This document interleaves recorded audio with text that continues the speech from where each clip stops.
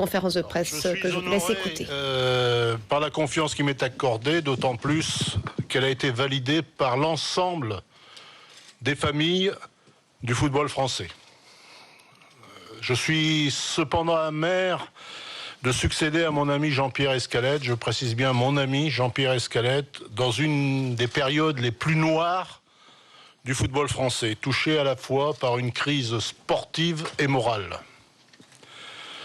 Alors une crise sportive provoquée par le parcours désastreux de l'équipe de France en Afrique du Sud, mais aussi une crise morale sans précédent qui a entraîné la démission de Jean-Pierre Escalette.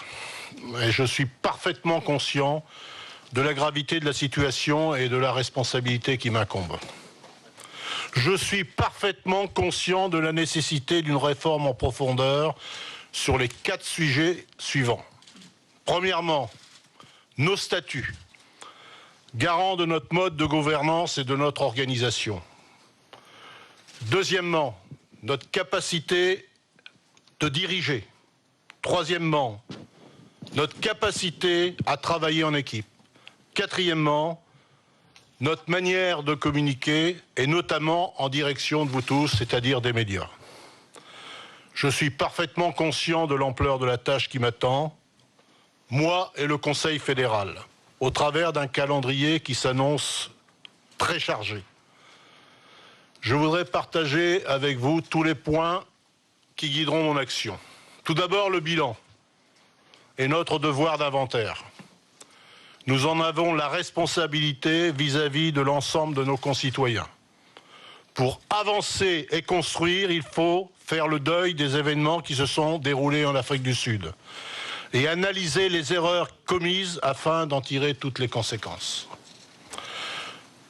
En ce qui concerne les joueurs, une commission de 3 membres a été nommée. Elle rendra ses conclusions au Conseil fédéral qui saisira, si nécessaire, la commission de discipline ou d'éthique, seules instances habilitées à sanctionner. Je convoquerai Raymond Domenech dans les jours à venir. Des faits inacceptables, contraires à l'éthique, ont été commis.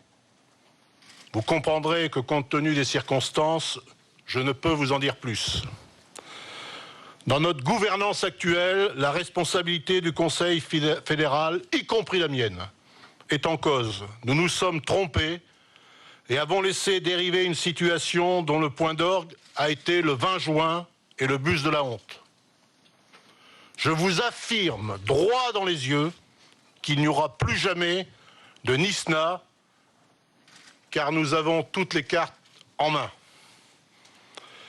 Au-delà de toutes les réformes qui peuvent être mises en œuvre, j'ai bien conscience que ma responsabilité première est de restaurer la confiance, confiance dans le football, confiance dans la fédération, confiance dans ceux qui portent nos couleurs.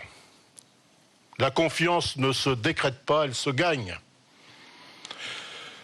Notre fédération assure une mission de service public. Elle se doit d'organiser, de développer, de contrôler l'enseignement et la pratique du football sous toutes ses formes et sur tout le territoire. La famille du football, ça n'est pas uniquement sa vitrine, l'équipe de France et les pros.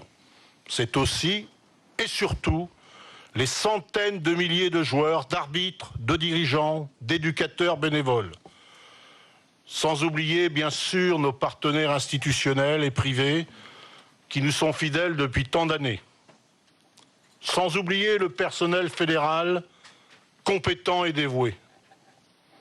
Depuis plusieurs semaines, j'ai conduit de nombreuses réunions de travail avec les représentants des amateurs, mais aussi ceux du football professionnel. Nous avons besoin de construire ensemble un projet porteur d'espoir pour tous nos licenciés, pros ou amateurs, pour les salariés, pour les partenaires et pour les millions d'amoureux du ballon rond en France. Nous ne pouvons une nouvelle fois décevoir.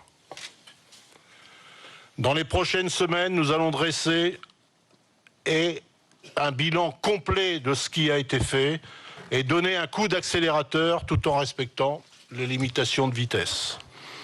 Nous travaillerons à une fédération moderne, réactive et tournée vers l'avenir. Nous organiserons fin octobre les États généraux où toutes les composantes du football seront consultées, entendues et surtout écoutées. Aucun sujet ne sera tabou. La réforme des statuts, les nouveaux modes de gouvernance, tant pour le monde amateur que pour le monde professionnel, les compétences nécessaires à une nouvelle gouvernance, le mode d'élection du futur président. Je nommerai rapidement, en concertation avec notre ministère de tutelle, un chef de projet, des États généraux et un comité de pilotage. Dans la nouvelle relation avec l'équipe de France, nous reviendrons au basique. Une relation étroite, transparente, une relation de confiance entre le président et son entraîneur. Rien de grand ne peut être accompli sans confiance. Donnons une chance à l'avenir. Je compte sur Laurent Blanc. L'amour qu'il porte à l'équipe de France et à son maillot est un véritable atout. Je suis certain qu'il va faire renaître dans le cœur des amoureux du football cette flamme sacrée qui s'est éteinte. Il nous l'a dit, nous devons retrouver le plaisir du jeu, retrouver cette rigueur, cette discipline qui nous a tant manqué. Son projet sportif et celui de son équipe nous redonnera cette fierté que nous avons perdue. Pendant mon mandat, il sera le patron technique et il me sera directement rattaché. Il faut reconstruire un binôme président-entraîneur, mode de fonctionnement efficace qui existe dans le monde amateur mais aussi dans le monde professionnel. Enfin, à l'avenir, je souhaite entretenir de relations franches, ouvertes et apaisées avec la presse. Je respecte votre métier, nécessaire à la circulation de l'information, et votre devoir d'informer. Mais ce respect doit être mutuel. En conclusion, sachez que la fédération n'est pas un édifice en ruine comme certains ont pu l'imaginer. La vitrine est blessée, elle est brisée, déformée, mais les fondations sont intactes.